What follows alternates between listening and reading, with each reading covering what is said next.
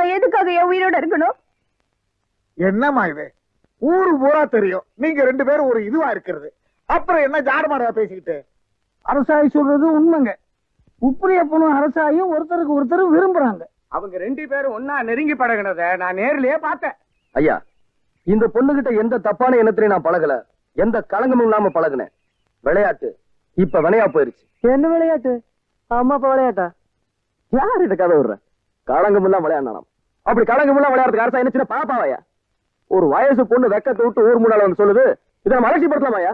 இவனை சும்மா விடக்கூடாது, அடிச்சு ஊரை விட்டே துரத்தணும்.